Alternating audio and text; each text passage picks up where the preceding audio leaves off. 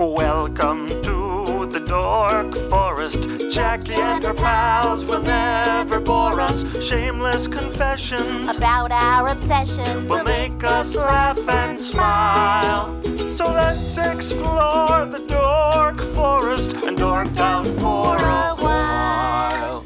Hi, Rangers. It's me, Jackie Kashian. Welcome to the Dork Forest. It's 2024. Let's do this. Here's the credits, of course. Mike Ruekberg sang that song at the beginning, and he wrote that song, and he sang it with Sarah Cohen, his wife, and he will sing the Mexican hat dance at the end of the program. Also, Patrick Brady, still putting this together. Video, audio, all of it. He's amazing. So, and Vilmos doing JackieKashianStore.com. Squarespace is doing the regular Jackie Kashian page, and I'm thinking of moving the Dork Forest and dorkforest.com away from WordPress because it's driving me nuts. But those are the credits. But if you go to JackieKashian.com, you can get Dork Forest merch. You can get my stand-up merch. You can get my stand-up CDs and DVDs, which you'd have to have devices for those. You can also see videos and find out any number of things. I have another podcast called The Jackie and Laurie Show, but the Dork Forest is the flagship. 18th year. We're doing it, you guys. You can go to my Bandcamp or my YouTube for extra content. Please donate, is what I'm saying. It's 2024, and I think we've been in this long enough. Why don't you guys, everybody send me $100? That's what I'd like you to do. You can PayPal me. There's links all over the pages. You can Venmo me at Jackie Kashian. You can find me at a stand-up show and hand me a sweaty wad of 20s. Do something. But I love doing the show. I would love to make some money, is what I'd like to do. In other news, I'm sure there's more things that I should talk about, but I can't think of them. But let's listen to who's going to dork out about something, because that's my favorite part. Thanks for listening, you guys. You're all great. Let's get into the show. Gosh, I'm in my garage again. It's me, Jackie Kashian. Dork Forest listeners, Rangers, I have been to West Virginia once, and this is where I met this man, Cody Cannon, and it's at Cody Cannon Comedy. Cody Cannon feels like a real West Virginia name, my friend, and he's a great comic. He's going to record his first album later this year. He has a podcast called Comic Chronic, C-O-M-I-C-N, Chronic, C-H-R-O-N-I-C. I live in Los Angeles, so you may be hearing large machinery behind me. And if that's something, think of it as ambiance. I should probably close this door. No problem. I love LA. I try to go out there at least once a year, so I'm used to and I grew up out there, so I'm used to the hubbub of the noise. Where'd you grow up? The San Fernando Valley. That's where we're sitting right now. Nice. I have an alley. Nice. That's the part of the San Fernando Valley I live in. The part that has alleys. Nice. And which means Van Nuys, ladies and gentlemen. So Cody Cannon, great comic, but we're gonna dork out today. Do you want to do movies, or do you want to do? We could talk about movies. Is like, it's been like one of my passions since I was a kid. It was like, it's always been one of my favorite forms of entertainment. Interesting. You like the long form of a film. Is that what I'm hearing? Yes, for sure. What is your favorite length of a film? I think like 2 hours is like solid. I mean, like, don't get me wrong. I can do like a longer if it's epic and they do it like the Lord of the Rings movies and stuff like that. I saw Gandhi, which had an intermission in high school. And I also saw Reds, which had an intermission. They were two movies that were made here in the United States of America that had intermissions, like they were theater events. And the theater I saw them at was a movie theater on Howell Avenue in Milwaukee next to a bowling alley. So it didn't really feel like a theater event. But those were all over 3-hour movies, and they didn't think Americans could handle it, so they gave them an intermission. Plus, they were epic, like Lawrence of Arabia. I don't know. Yeah. I never saw Lawrence of Arabia. I hear it's one of the greatest films of the world. Did you study film? No, I've just been passionate. As a young kid, my parents often we moved across the country twice, and this is in the 90s, so it was before they put TVs and stuff in cars, and we were all like we were all like young kids. So my dad like rigged the electrical system to have like one of those little TVs that had a VCR player built into it. Oh, and he just And jammed it in the back seat of the car? exactly. Old school. You Yeah, know what the- I did? I ripped the audio off of VHS tapes and just listened to movies as I did The Road in the 90s. Nice. What movies were you watching? I mean, it was the 90s, so it was all. Yeah, and It I was was- a kid, yeah. so it was a lot of kids movies. Jurassic yeah. Park, um, Some action stuff, some live yeah. action. Well, The CGI. Goonies. Right. The dinosaurs aren't real in Jurassic Park, you guys. Exactly. That is CGI. But Jurassic Park, The Goonies, Little Rascals were like Lion King, Old timey Little Rascals, like from the 60s, 30s? No, they made like a remake in the early 90s Oh, and it interesting. was like there was a Whoopi Goldberg cameo and it was honestly really good Okay. for kids. I haven't rewatched it since I was a child, but So who knows if it holds up? yeah.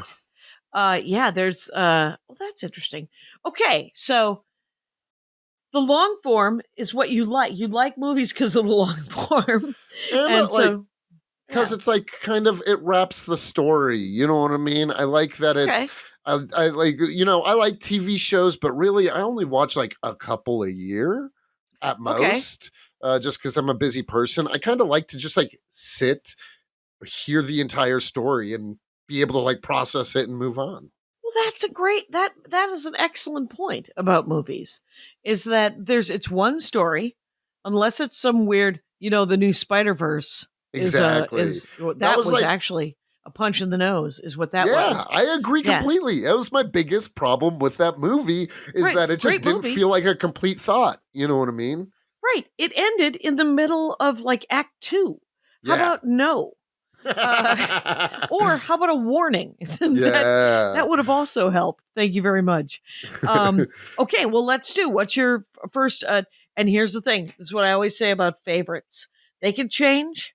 They can. These are just 5 movies that you really like. Let's say some of your favorite films. Some of my favorite. Well, from my childhood, The Goonies is definitely one of them. Interesting. I love the adventure. I even like rewatched it a couple months ago for the first time in a few years, and holds up. I mean, like some jokes and stuff are dated, but it's like a good mix of comedy, action. You know what I mean? Sure. There's a lot of heart. I always thought it was kind of the sort of like I missed. There was a window when I had to be a certain age to really love the Goonies, and I think that what the movie I watched at that age was Stand By Me, and which is sort of the same movie, but not obviously. Yes, and the Goonies I think was more made for kids, and that Stand By Me was made for kids, but it was back when they were like, no, kids want to know about dead people. and they want to actually see the body, and they want to actually make fun of like people's testicles. So and there's like Stand By Me had smoking in it. Yeah, like they all had one cigarette. So what was I haven't seen the Goonies. If I ever saw it, I don't think I ever saw it. Oh, it's so good. It's I mean, Chunk, I know that he's a lawyer now, an entertainment lawyer. Yes. And he was a kid that had not grown yet. He wasn't really a fat kid. He was just kind of he was just he had baby fat that hadn't grown up yet, and they mocked him mercilessly. I always I was never a big kid. I was always a string bean, but I always feel like I always identified with like the comic sidekick character in a movie. The outcast. Yeah. I mean, that's the thing. You don't have to be overweight or too tall or, all of these things. Every child who is like 10 to 15 knows what it is to be an outcast. Yeah. Because inside, they're just a pile of ants. And they're just like, and nobody likes me. Everybody hates me. There was a book when I was a kid called Nobody Likes Me, Everybody Hates Me. I'm going to go eat worms. And that was the name of the book. It was a young adult novel. Yeah. And it was about a girl who, like, literally, it's that thing where you don't feel okay. You don't know what you are. All you know is that you feel judged completely. And you think that other people look like they have their shit together, but they don't. But it's just that. So, is that the Goonies? Is it? The Are they Goonies, I mean, all it is outcasts? Or it's kind of like a ragtag band of outcasts who get caught up in this insane treasure hunt / heist. it's like a heist? Kind of, yeah. Like these kids, they find a map. Their parents, everybody's family is like the local business shut down. Okay. Everybody's out of families are like losing their houses and stuff like that. And Oh, is the B plot that capitalism sucks? yeah, kind of, yeah. Oh, because it's I mean, like that's like very lightly mentioned in the beginning and the end. It's not like a no, big, no. yeah. It's but the undercurrent. Whoa, wow! It's going to be a loud one, you guys. It's not going to be a moment that isn't exciting in this episode of the Dork Forest. That was that was the man just slamming that door. Okay, so but there's my theory is that all sort of middle level movies like this have a B plot, whether it's a right wing message or a left wing message. Like Footloose, obviously it was censorship is bad. Yeah. Dirty Dancing is keep abortion legal. And Blue Crush, which I don't know if you ever saw that. Oh yeah. Surfing movie. True happiness is found through corporate sponsorship. So it's true. That's that is the message. So with Goonies, I think that came out right around when like all the jobs were leaving. Yeah. It was like in response to Reagan's shutdown. And then there was all the shutdown of we sent all the jobs overseas. And so it was the trickle down effect was that all of the factories were closing in the late 80s and early 90s. And then Bill Clinton was elected. Yeah. And then he slept with some interns, but he also did some good work economically. So, but the Goonies, are there 5 kids? There's a slew. God. There's 1, 2, 3, 4. There's like 7, including like 7 or 7? some. Yeah. There's like, because there's the lead young boy, there's his older brother, there's Kiki Juan, young Kiki Juan. There's Chunk, there's 2 girls, and then like the boy's best friend or something like that, and maybe his older brother's there's a lot of them. Right. Okay. So, you'll be happy to know that my agent just I'll call an hour. Respond. I don't. You know what would be great is if I ever did any kind of editing. So I don't. So literally, I picked up my phone so that I could look up the name. And when you pick up your phone, the world goes. My brain is holy shit. Cody Cannon, you guys should totally know that that he's the best, and this episode is going to be fraught with peril. That's what we know. There's so wow. So there's is it Spanish doubloons? That's the only thing I got out of the Wikipedia. Yes, yeah. There's a like basically they find this treasure map and they're like, we can save the town or whatever. Okay, and along the way, there's these like 3 villains. I can't remember the last name. They're definitely Italian in nature. They just broke out of prison, and then they find out these kids are after treasure, and they're like, "All right, we're after the treasure too." And it's like shenanigans, and then hijinks ensue. Yeah, exactly. And so spoiler alert, this movie from 1990, whatever. Do they find the treasure? I don't think they do. Yes, they do at the end. Oh, they do. They do. They get the treasure, but then they send the ship like to think they're kind of like, this is wrong. Like we should just like he wanted to be like the person who left the map for them, the captain of the pirate ship, which is like hidden in this cave system under. I think this takes place somewhere in the Pacific Northwest. Right. It looks like it anyway, or Maine. Yeah. Yeah, exactly. But they find him from this cave system, and is everything okay? Volume okay, cool. Yeah. But anyway, they find the treasure, and then they realize that like he wanted to die with his treasure or whatever, and like treasure wasn't the point of it. So they sent the ship out to sea, like let the ship go out to sea again, just to like eventually sink and stuff. Oh, they sent the treasure in the ship out to sea Yeah. instead of helping Well, the they end up. One of the kids ends up having a pocket full of these rubies, and a pocket full of the Okay. rubies ends up being is enough to save the town. Yeah. Sure. It's I have to say, Jake Johansson is doing a joke right now about how he couldn't be a billionaire because if once he hit $10 million, he'd be like, no, I'm good. And it's such a great joke. It's got a lot more punchlines than that, but that's the gist. So what are your favorite scenes in that movie? I love the scene. I mean, honestly, I love the villains. I think they're so fun. It's like there's like these two evil brothers and their evil mom. Oh wow. Yeah, Okay. It's an evil and family. yeah, they're a family, and like the opening scene of the movie is one of the brothers gets busted out of jail by the mom and the other brother, and they like set the police building on fire and stuff like that, and it's a wild. It's just like Right. over the top from the beginning. I just love any scenes they're in. They all just steal the show. Right. Ki Kwan's like gadgetry and failed because in this he's like a self-made like whiz of gadgets, and like they always mess up but also somehow help, you know what I mean? Right. Right. It's and- just like it's wacky villains. It's villains who are Exactly. not completely they're not because it's a children's movie. They're not truly Yeah. evil. They're just kind of dumb and mean to each other. Exactly. And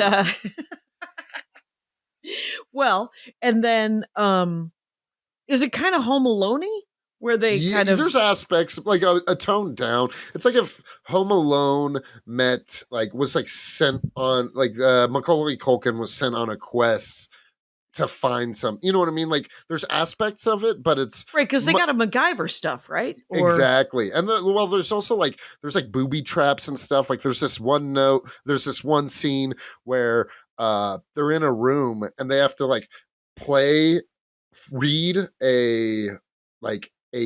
it's kind of like it's not music notes, but they discover it's kind of music notes, and then the girl who's been taking piano lessons has to figure it out and play the right notes till the door opens up, but every wrong note a piece of the floor falls down a pit, and you know what I Right. mean, right. yeah, so it's like Home Alone meets Indiana Jones for kids. Oh, right.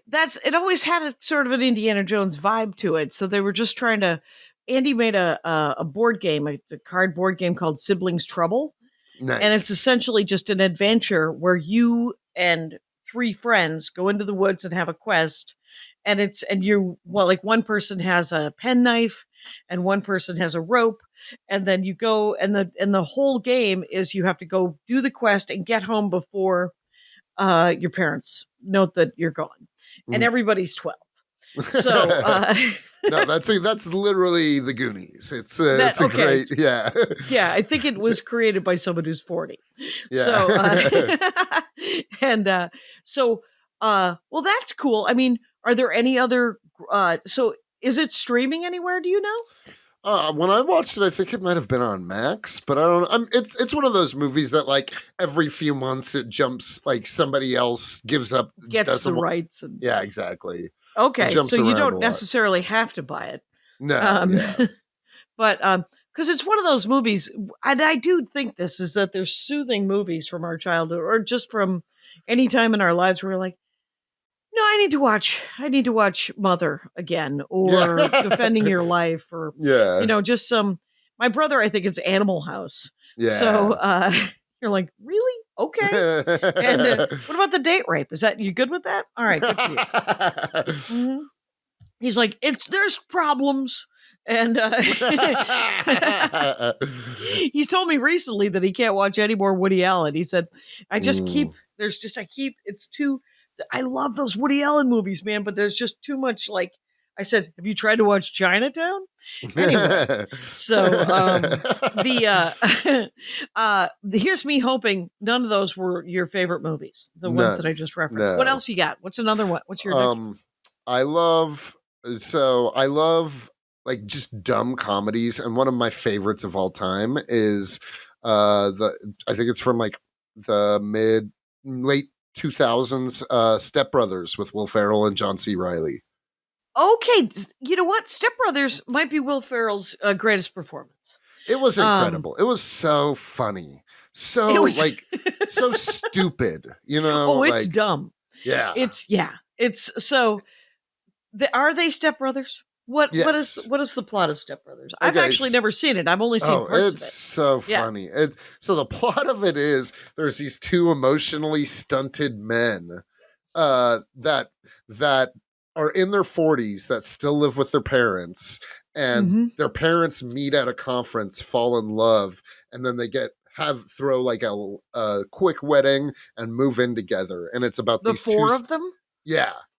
Okay, and it's so about these two stepbrothers. Adult men who are now living with each of their parents. Yeah. But their parents are newlyweds. Yes. And they're learning how to be brothers. Exactly. Wow, that's dumb. Good for them. Good for them for making that movie. It's so stupid and so funny. Is it heartwarming? Yeah, for sure. Is there a B plot there? Like, what's are they sent on a quest? What's happened? No, it's literally, I mean, so they start out as enemies and then they become friends, and then is it the enemy of my enemy? Like, is there a bad guy? Yeah, like Will Ferrell's older brother, played by Adam Scott, is just like the biggest douche.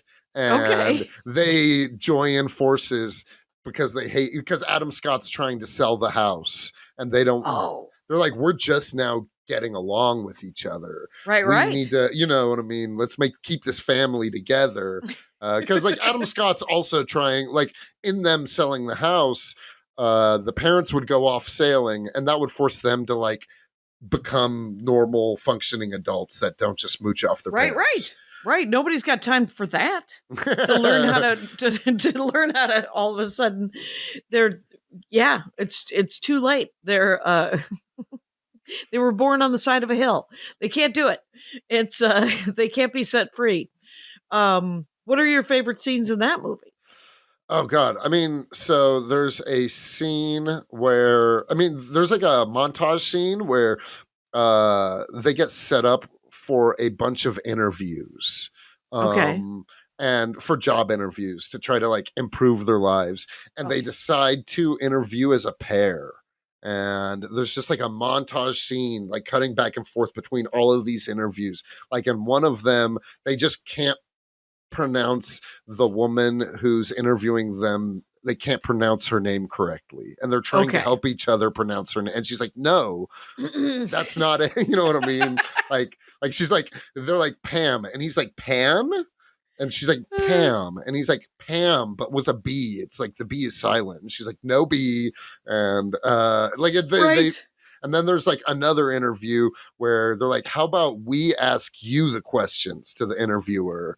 And like, you know, Martha Stewart, Oprah Winfrey, your mom, fuck one, marry one, kill one. And just like, you know, just like really like, you know, and then there's one interview that they nail, but then, and it's with Seth Rogen as the interviewer. And then, just like a quick 10-second cameo. And then John C. Reilly just like lets out a terrible, also this whole time they're interviewing in tuxedos. They're dressed in tuxedos. Right. And, why wouldn't they be? And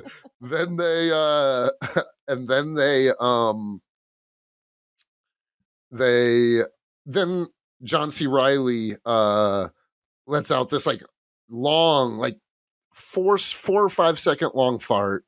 And then Seth Rogen's like, oh, I can taste it. Like at first I thought the tuxedo thing was funny, but now it's kind of fucked up. You know what I mean? What are the odds that, do you think that I think that there is an employer out there who, especially someone of a certain age, where if you showed up in a tuxedo, you would get the job. Oh, for Just because- sure. Just because the boss would be like, this guy is going to be amazing at Christmas parties. He's going to be amazing. And that's insane. Have you ever seen a Will Ferrell movie called Casa de Mi Padre? No, but I know what you're talking about. I've seen like the Right. trailers, but I never actually watched it. It is so close to being essentially what would be a modern day Blazing Saddles. Yeah, It's really, really almost great. nice. But it's slightly cringeworthy because Will Ferrell's slightly too old to Mhm. play the main character. Yeah. And he just wants to be the guy. And he's Will Ferrell, so he gets to be the guy. Exactly. But it would have been, he should have hired somebody, just one of the newer Will Ferrell, but 25. exactly. So that would have really nailed it. And but Casa de Mi Padre is actually a really good. I own it. Nice. It's the only Will Ferrell movie. Nice. And when I say own, I mean DVD, Cody. Yeah. I used to, I haven't, I mean, obviously since streaming took over, I haven't been buying DVDs, but I have like 5 gigantic totes just like filled with DVDs. Just fill them with DVDs. yeah. Because you know what? They're going to take them completely off the streaming system. And then you're going to have to rehook up your DVD player. And I'm Mhm. going to want to watch. You know what? I regret this, that I got rid of the VHS copies of the first 3 Star Wars, which has Han Solo shooting first. Yeah. It was before he did the cuts. Yes. And that is absolutely no longer available to my knowledge as a DVD. yeah. And I own the DVD set of the first, in my opinion, the first 3, or the Yeah. first publishing order 3. Yeah. of the Star Wars. And but I do but I will say this, I have taken to, if I want to watch something that I have a DVD, and we have a DVD player, I will look and Nice. see if it's streaming. And then if it's streaming but it costs $12, Yeah. I have purchased those movies just so I Nice. have them on the streaming platform, and now I don't have to pull out the DVD. Mhm. I assume my fingers will atrophy at some point from lack of use. Me pushing the DVD tray in. This thumb will no longer be of use. All right, what's your next one? Next one, I'm a big horror person. Oh. I love horror movies. And What's your current favorite horror movie in the giant genre? like what's coming up out right now, or just my favorite? No, I mean the one that you picked for this thing, but we can for also talk this. about what's coming up. Sure. For this, I would say probably John Carpenter's The Thing. The Thing. Yes. Yeah. It's like a horror sci-fi from Okay. late 70s. Okay. Starring Kurt Russell and Keith David. Ugh. All things Kurt Russell. Yeah. It turns out. Okay. The And Thing. What's it about? there's an alien that lands. They're at a like science outpost in like Antarctica or the Sure. Arctic, somewhere super isolated in the snow. And there's an alien they unearth while doing their things, or the Russians do. And then at the beginning of the movie, anyway, there's an alien that infiltrates this camp, and it can take the shape of whoever. And so there's like massive paranoia because you're like, is this person the real person, or is it the alien? And Skrulls. yes, Yeah. exactly. And there's just like there's a very the practical effects are out of this world. Like really, there's like some really violent scenes with like crazy prosthetics and makeup and stuff like that. And to show what the thing actually looks like when it's not possessed of somebody. Yeah. But when it is possessed of somebody, it looks like Kurt Russell, Kurt Russell's the hero, so probably never possesses Kurt Russell. Yeah, well, one of everybody's favorite things about the movie is at the end, you're not sure if Kurt Russell or Keith David, if either of them are the Thing. And it ends with them like at a standoff. Oh, wow. That's the lion or the tiger and the lady. Yes. There's a short there's a short story from the 1850s about a woman who falls in love, a girl who falls in love with an unsuitable boy, and she is a princess, and the king. It is a test of her love that he does one of those things where there's a giant stadium, Yes. and her boyfriend or her love is standing in the stadium. The king and the princess are standing there, and there are two doors. And the king says, "You can't have him, but you have two choices. You could either send him into the arms of another woman, and I will shower him with gold, or the other door has a tiger in it. You know which Mhm. door. Tell him which one to go to." And she does, and the story ends. And the story, which you're supposed to, it's a essentially a test of her love. But the Mhm. irritating thing about it is that the author never tells you what Yeah. like what he's trying to say, right? Like, is Mhm. it a test of the father Yeah. to see what kind of kid he raised? Is it Mhm. a test? Does the boyfriend take her word for it? And like, how well does he know her? And would she want him to either die without her or go forward and be happy? Mhm. So the end of the thing is the lady and the tiger. Exactly. And do we know who were you rooting for?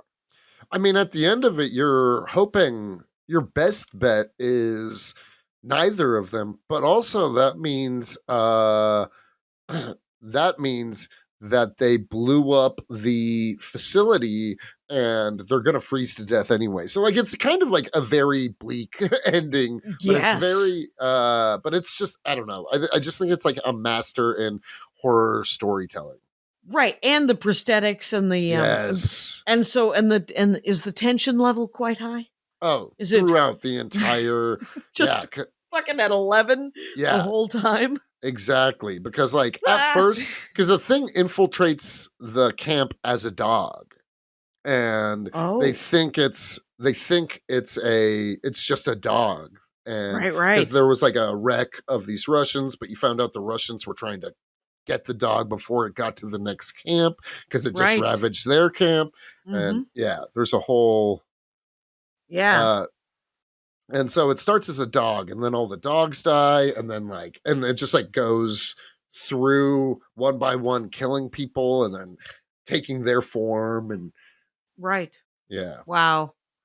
Um and they just discover these tests. One of the scientists makes a test that like shows whether or not you're like they draw the oh, right. blood, Oh, and yeah, that like that Blade Runner test. exactly. Um so yes, and there's someone yelling at their phone right now because that test has a name and it's in the zeitgeist. So, okay. What's all right, what's your next one? What's your fourth one? um, my fourth one. I love the Kill Bill movies. Oh, I'll interesting. say Volume One is my preference of the two. Well, the rest of them couldn't exist without volume 1. Let's just go Yeah, with that. It's you are, by the way, 4 for 4 for movies I've never seen. nice. I know. So these are movies I might enjoy, not The Thing. But it's too scary. So Kill Bill though, that's who is that with?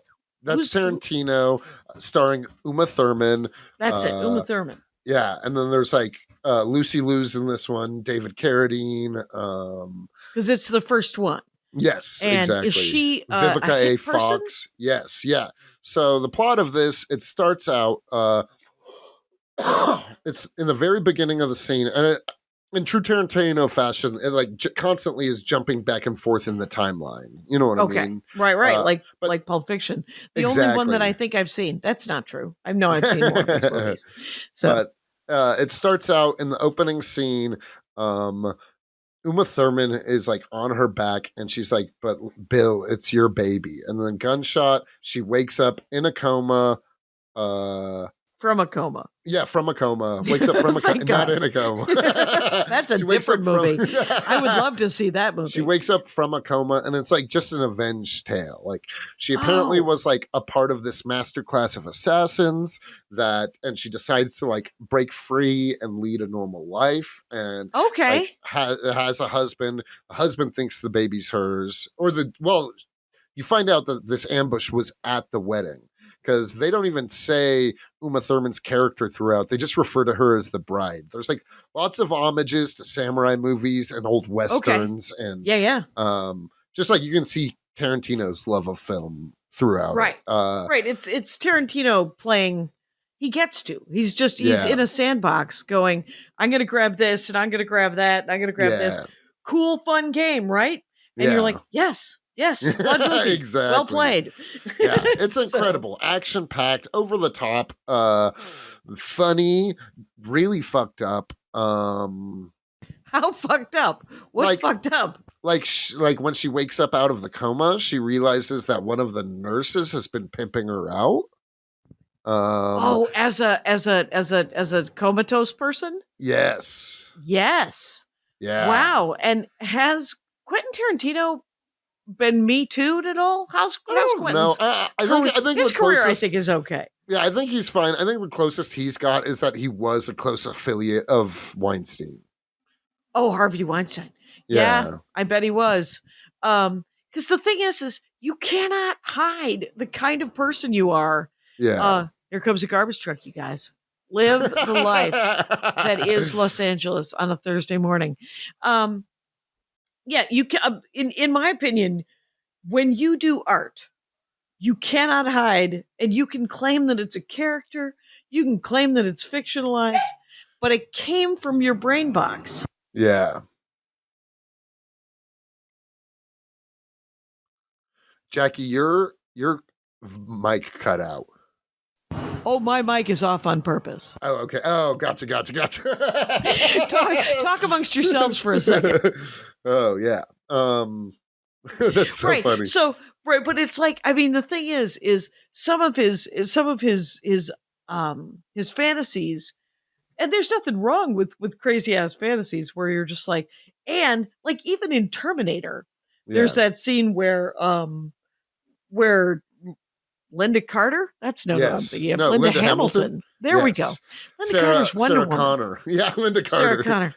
Yeah, that's last week's episode of the Dork Forest, you guys. We did a Wonder Woman. Nice. But Linda Hamilton, I mean, the good news is she stabs the guy with a pencil or some damn thing. But there's, and Kill Bill is pretty much, like, I know that Tarantino, like, he turned it into a revenge film because he wants to empower the women in it. You know, he's just like, I've never seen an interview with him, but I picture Quentin Tarantino as the kind of guy who'd say, why don't women just kill these guys? And yeah, I mean, and she does. She kills everyone. Good for you, Uma. Good for you. Yeah. So, well, that's fun. I mean, what are the, so are there bad guys to get to Bill? Yes. Before she gets to, because his squad is called like the Deadly Viper Assassination Squad or something like that. And each one is named after like a venomous snake. Like, I'm pretty sure Uma Thurman was Black Mamba. Okay. Or no, and then Vivek, I can't remember who. Okay, so they're all the different assassins. Yes. And she has to get through the Red Room essentially to get to Bill. Exactly. Okay, because he's like, you will protect me. And who plays Bill? David Carradine. Okay. David Carradine. Why do I know that name? Let me just tell you something about my knowledge of show business. It's light. Because here's the thing. I want to guess who David Carradine is. And does anyone need me to do that? I'm right. Let me just say that David Carradine is from Kung Fu. Yes, he exactly. is from Kung Fu. Yeah. And why wouldn't Quentin Tarantino get David Carradine? And I would have been right. I should have believed it myself. But people who listen to the Dork Forest know that easily 85%, I've guessed something like Linda Carter. So, knowing your heart, that most of the time I got it wrong. Okay, so Vivica Fox. So she has to get through everybody. Yeah. Here's my question with all Quentin Tarantino movies. It feels very kung fu, the way they end. Right? Yes. They always end sort of like they're Westerns, they're samurai movies. So he goes back into the woods with his horse. Yes. Right? That's him and his dog go on to live another life. Yeah. And I've read all the Louis L'Amour novels. I know the one where the lone guy comes to town and helps everyone. He doesn't find true love. So does Uma Thurman go back to her husband? He died in the beginning of they kill her entire new family. Everyone involved. Yeah. Right, because she's not allowed to have a family. Yeah. Because assassins have to be islands in and of themselves. I bet you I would like Kill Bill. I mean, I've always thought it's one of my. It's just like it's fun. I mean, it's dark, but it's like really. It's just like if you enjoy the kind of movie, like it's filled to the brim with Tarantino-esque dialogue where people are dancing around subjects without, you know what I mean? Like right. They're riffing is what they're doing. Exactly. And it's interesting because it's sort of like whenever you watch the whole package kind of writer director guys, in like Paul Feig. Yeah, exactly. I don't know if you ever saw The Heat. Yes. And Bridesmaids. Yes. One thing that is a common, and I've only seen those two, but he will always have a scene with a gross bodily function thing. Where in The Heat, it was some weird tracheotomy. Yeah. And that didn't need to be there. And in the Bridesmaids movie, it was some throw up scene that didn't need to be there. But on the whole, fucking hilarious. Yeah. And because those but with Tarantino and I got weeded off. It's a great episode, you guys. Why don't you guys all turn this into a pile of memes? So get on YouTube, make yourself some boomerangs. By the way, I am talking with Cody Cannon. And if you go to Cody Cannon Comedy, that's his Instagram, @Cody Cannon Comedy. It's all spelled like you would spell things. He works out of the Red Eye Comedy scene in Morgantown, West Virginia. He's going to do a new album this year, so look forward to that. I really had fun working with you, man. You're very funny. And the name of your podcast is Comic and Chronic. Comics and Chronic, yes. Yeah. How is it plural? Comics? Yeah, Comics and Chronic. COMICSNCHRONIC. Yes. Is there like a website or a Facebook? Yeah, we have a Comics and I think it's on the website. Might be Comics and Chronic, not with the N. AND. Yeah. Okay. But .com, and it has links to all of our socials. There's like playlists set up. We even have it like categorized. Like these are our episodes about Batman. These are our episodes about so super fun. Yeah. So I'll put the link in the notes, and you guys could go check it out. But we're doing great. Weirdly enough, you got one more great movie, and then we could talk about what you're looking forward to. Maybe. What do you think about that? Yeah, that sounds great to me. What's your fifth? My fifth and final movie, I think, would have to be Everything Everywhere All at Once. That just came out a couple years ago. Wow, that is a real hard turn there. Okay, I've seen that one. Yeah, I love that movie so much. Okay, is that one also? I feel like it's also martial arts. Am I remembering a different one? Yeah, no. There's definitely Crouching like Tiger action. Lady? Yeah. Is she from Crouching Tiger? It's God, there's so many people. Kiki Wan, second time he's on my list. Oh man, I didn't even connect that too. And it's the second martial arts movie on the list.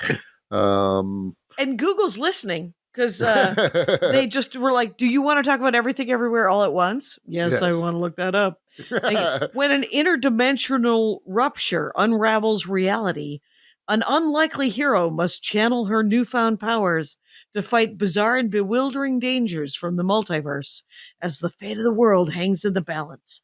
Wait, that's right. Everybody's parallel person and other life choices they made. Exactly. And I think that's why I loved it so much. Because like while it is a ridiculous sci-fi action movie, at its Yeah. core, it's a movie about generational trauma. Like, and there's B-plot. a lot of heart in it. You know what I Right. mean? Like, because Yeah. it's all about like which path is actually your best path. You know what I mean? And Right. Because, and can you be happy or change your own path in what you've been given? Kind of thing. Can you exactly. address all the parts? Because I think in parts of it, she doesn't, like, her mom has died. Yes. And another part, so she's like, well, I should be happy that my mom is still here. And Yeah. that kind of thing. Yeah, exactly. Like there's Wow. there's parts where she gets a divorce. There's parts where in her universes where her and her husband haven't met, but in that universe, she becomes a successful movie star. You know what I mean? And Right. yeah, and there's just like all of these different paths, and Yeah. Interesting. Is there a favorite iteration of each of those characters that you really liked? Like, because the short round, the guy who played short round he plays the time traveler who knows that he's time traveling. exactly, right? yeah, Or the Kwan dimensional from traveler that knows. Kiki Kwan from Indiana Jones, exactly, and the Goonies. Oh, he was also in the Goonies. Yeah, he was the one that And had. Yeah, he's in a new movie. Oh, wait, no, he was in Loki. yeah, That Loki was it. season. Yeah, Yeah, season 2. He was great. Mhm. He was Yeah. amazing. Yeah, I'm so happy for him. me too. I'm sure he's also happy for him, but he was also like, where'd I go for 30 years? What just happened? What am I, Duran Duran? Yeah, And yeah. So yeah, so do you have favorite iterations of each of them, or I don't know. I think it was more of just like the overlying plot. You know what I mean? Like I like the way, like, I guess my favorite character is definitely Kiki Kwan's character, but there's like a specific monologue where he's like talking to her and he's like, you know, you're such a negative person, and he's like, you ask why I don't fight for it and stuff like that. He's like, by being like a sweet, kind person who wants to laugh and be silly and have fun, that's how I fight. And right? yeah, Oh, right. Yeah, he's not wrong. yeah. Yeah, I remember that. And then, like, You know the what's big twist at the end is like, oh, all of this violence doesn't have to happen. And she ends up, like, beating all of the bad guys with love and affection and acts and giving them what they secretly want. And you know what I mean? right. It's interesting that because the B plot of that is generational trauma. Yeah, for And sure. and you have to address it, and you have to Mhm. recognize that it's at every level. You're not an island. You're not alone. So the Mhm. message of that movie is your parents are just people. It's okay. Yeah, It's all right, man. exactly. They did the Yeah. best they can, and sometimes it wasn't good. They weren't good at it. So guess what? You lived. You're gonna have to go forth Mhm. and maybe do better Yeah. or make different mistakes. Good for you. Mhm. And so what made me laugh is I was just thinking, because the generational plot, the B plot of the Goonies is that thing um about sort of the fading middle class and how Yes. you have to sort of stick together, and that's the only way you're going to get through this kind of thing. And Mhm. whether it's capitalism and sending away all these jobs to other countries, what do you think was the B plot of Stepbrothers? The fact Oh that God. who cares if you live with your parents and Yeah, you I think don't it was. have a I think good it was. job? Yeah, because at the end of it, the way they save the day, so to speak, there's like an event that's like the biggest event of the year, and like at this point, Will Ferrell and John C. Reilly have gotten careers and are like stiff, normal-fied versions of themselves, and the way Okay. they save the day is by reverting back to their silly, you know what I Just mean? Craziness. Yeah, zany antics. Right, and that's how they save the house and Mhm. and then they all live together at the end of it. Yeah. Okay, yeah. So in the end of it, it doesn't matter. You could get a good job. You could be serious all the time. You could live Yeah. alone. You could not live with your parents, but you could also be perfectly happy if you had a dumb job and Exactly. lived with your family and just sat around and made fart jokes. I think that's the plot of the Connors. The because Andy, my mother-in-law has been watching all of shows, like Mhm. everything. And so she watched all 5 seasons of the Connors. Mhm. So as I walk through our very small house, just episode after episode after episode of John Goodman and Jackie, whatever. And I was talking to Andy. I was like, it's actually a very it's an old school sitcom Mhm. where there's always sort of a message at the end of it, Mhm. and it's very 90s kind of sitcom vibe to it. And Andy was like, you know what I don't like about it is that they're poor and they keep trying to get out of being poor and they keep introducing these new people into their family. And instead of any of them not being poor, that new person gets sucked into their poverty. And I'm like, oh, that's so funny. I was like, oh, wow, you're right. He was like, it's such a weird show. I was like, it's not cheering me up at all. And I was like, well, they seem to like each other in the end. He was like, sure. Yes, but it's just like, it's very much this, the message of that one is you're serfs, you're peasants, be happy with what you have. And I was like, wow, okay, man. And so what I'm trying to find is like the B plot of The Thing is Ooh, I don't where know. I mean Maybe don't trust. right. It seems to be a paranoia Mhm. about aliens Yes. and how aliens are out to get you. Like this Mhm. is not an ET situation, right? No, not at all. Yeah, this thing is like a monster. Predator, kind It's of. well, it not really. It's kind of like when you see the monster itself, it often looks like insect like and Right. you And know, it doesn't have an agenda. Does it have an agenda? Like, survival. It's trying and to that's it. survive. Yeah, Did you ever see District 9? yeah. Loved District 9. I District love 9 was that movie. amazing. Amazing.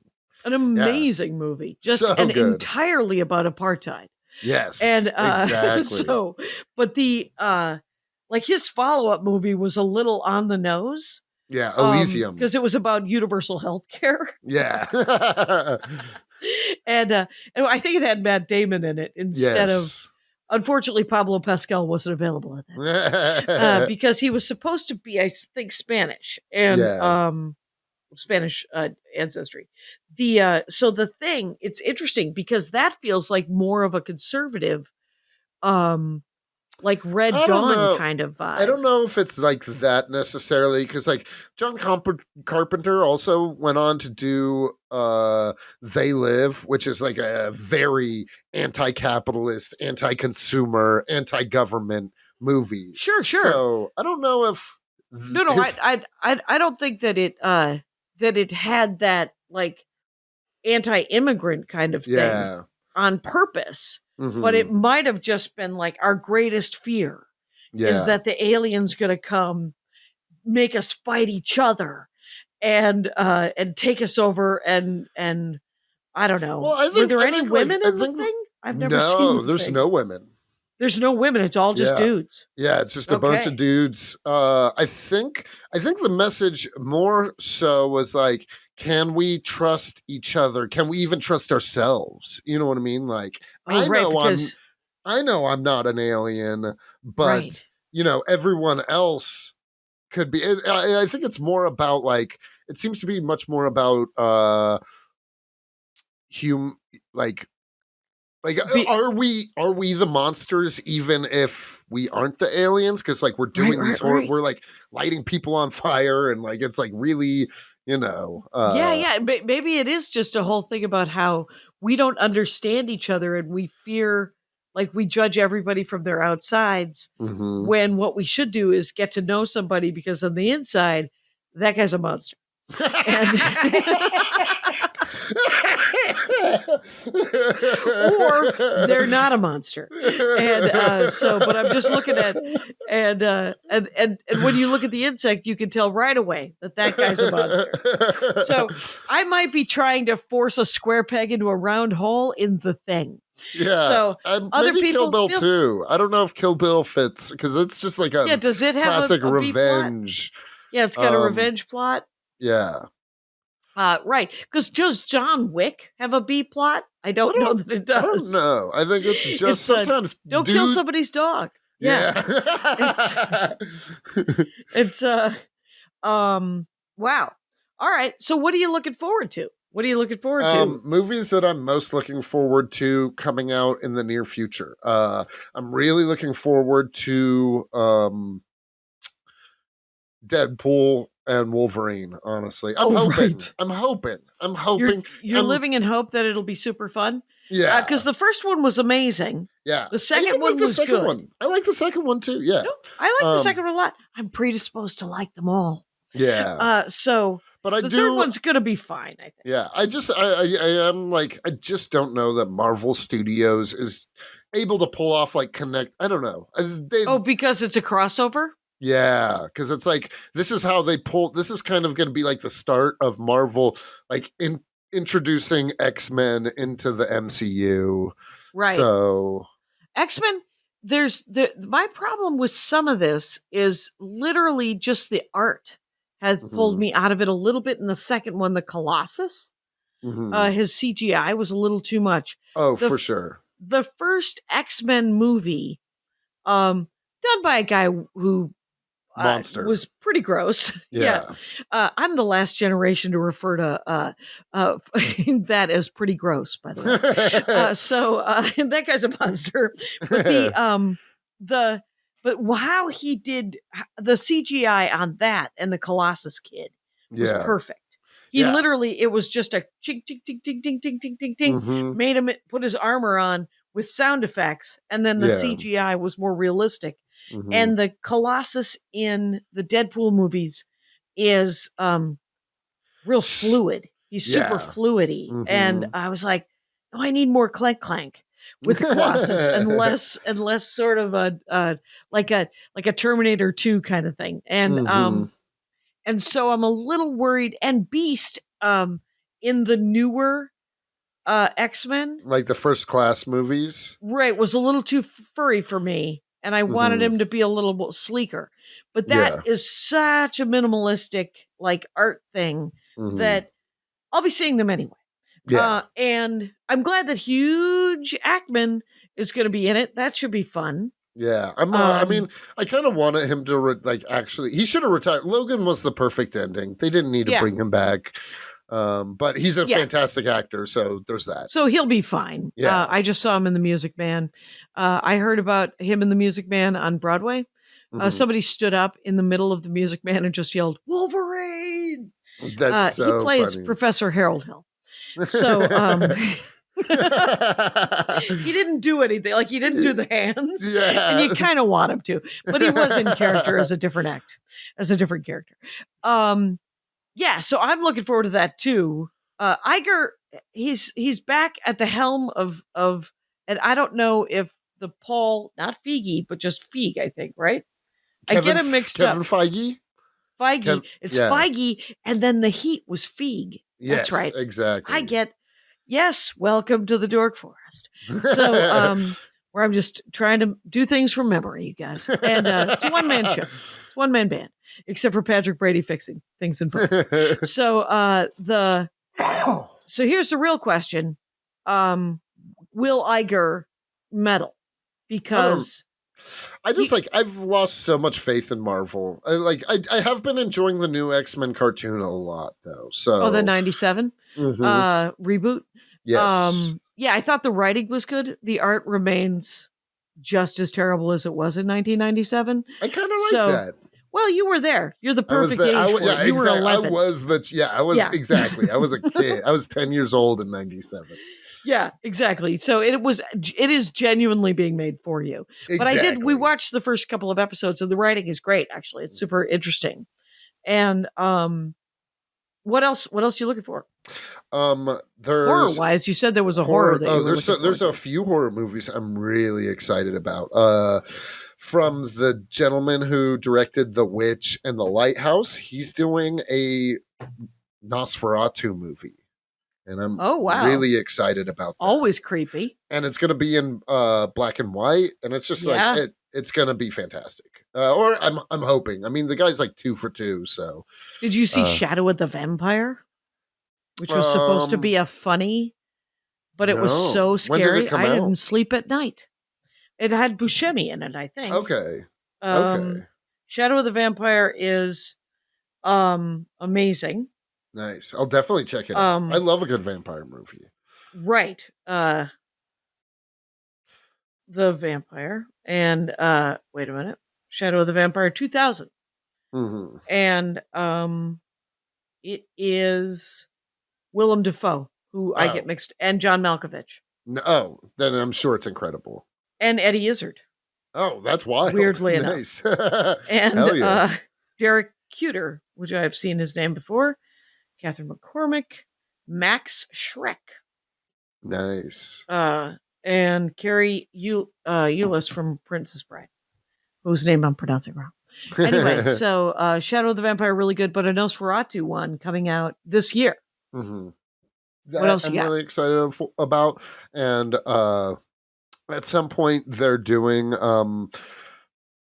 Ty West, who's like A24. He put out 2 horror movies that were like set in this. One was a prequel to the other, but the first one was X, the second one was Pearl, and then the final one comes out this year, Maxine, and I'm really looking forward to that.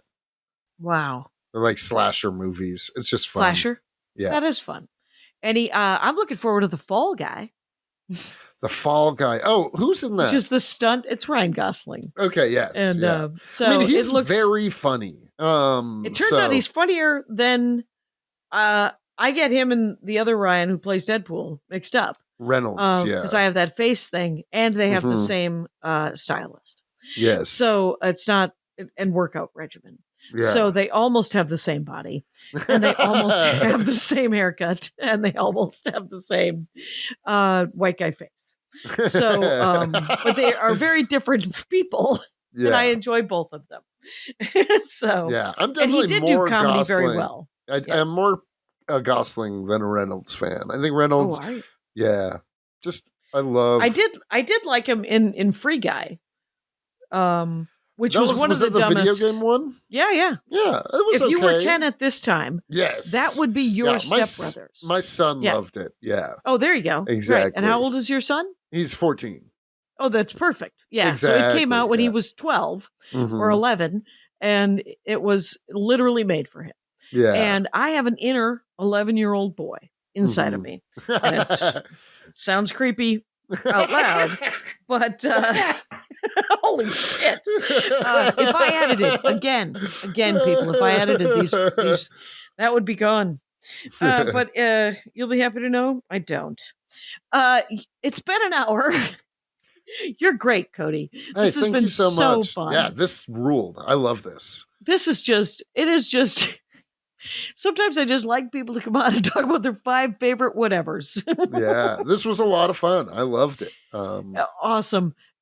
Rangers, go find Cody Cannon because he's a good egg and he's a great comic. It's Cody Cannon Comedy, and that's an @ and Comics and Chronic is his podcast where guess what? There might be some marijuana involved. And if you're ever in Morgantown, West Virginia, go see stand-up comedy at the Red Eye Comedy Club, which I think of as a club, but it's really a music hall club within a club. Music hall. Exactly. Yeah.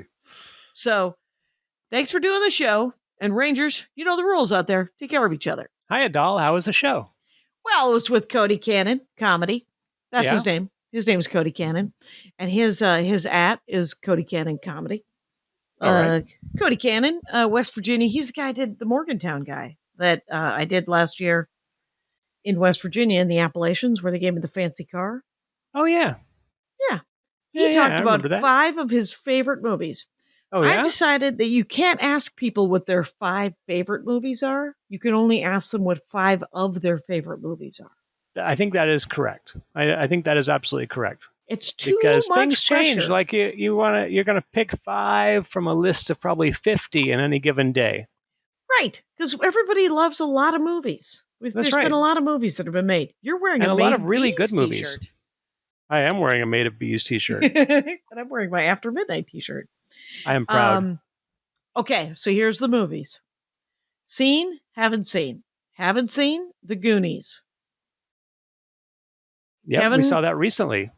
I think you watched it with Kevin Flanagan. Maybe, but I could have I sworn it didn't was see you, but I don't know. No, because All right. Kevin was like, I just rewatched it. Didn't I watch it with you? And you did not. Something called Stepbrothers, which was one of those sort of liar liar, like it was with Will Ferrell, I think. It was one of those dum-dum movies that Right, you okay. like against your very will if you are of a certain age. Right, okay. Kill I Bill never saw that Volume one. 1. Didn't see that one. Kill Bill saw- Volume 1. What was it? I'm sorry. Kill Bill. Kill Bill. Right. I saw that, of course. Yeah. It was Uma? okay. It was okay? It was okay. Yeah. All right. Yeah. Now- Yeah. No, I wouldn't. It wouldn't be in my top 50. All right. The Thing. Oh yes. Excellent movie. Too scary for Jackie's.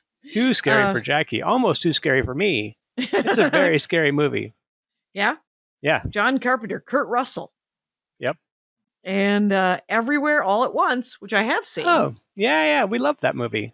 That was a good one, right? Yeah, yeah. Everything, everywhere, all at once. Yep.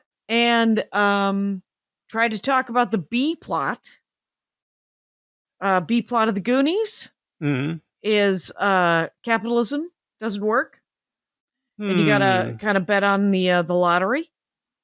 Wait a minute. That was because it was about a factory town that had gone. Yep. Yep, that was, and the reason they wanted the doubloons was to save the factory town.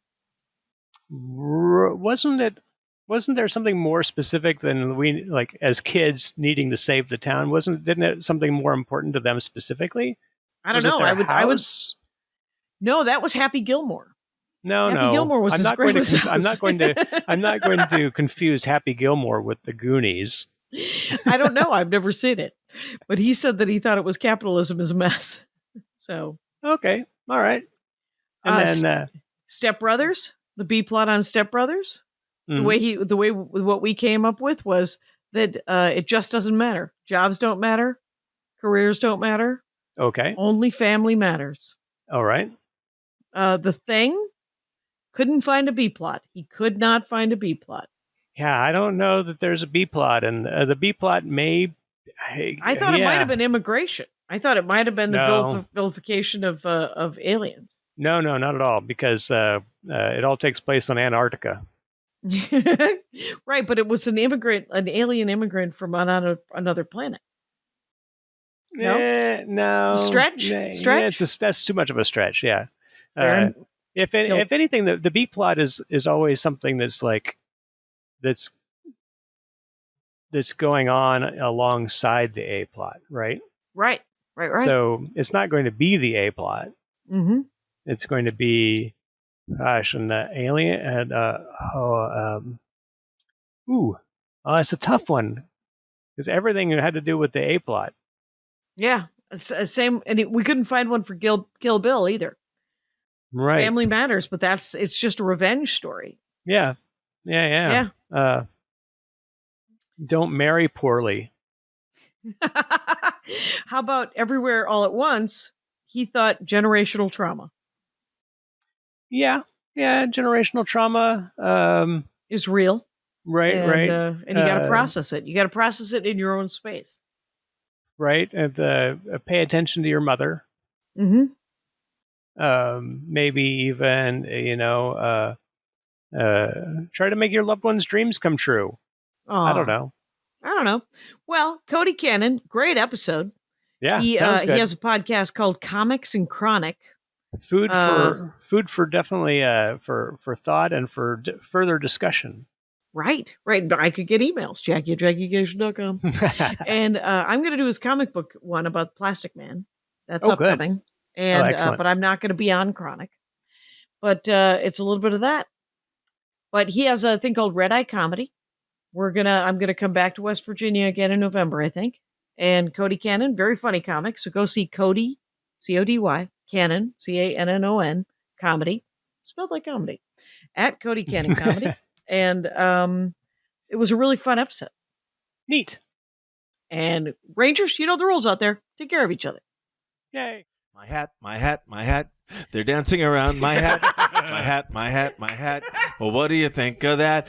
If it looks like a Mexican hat dance and it sounds like a Mexican hat dance, it's most likely a Mexican hat dance. So take off your hat and let's dance.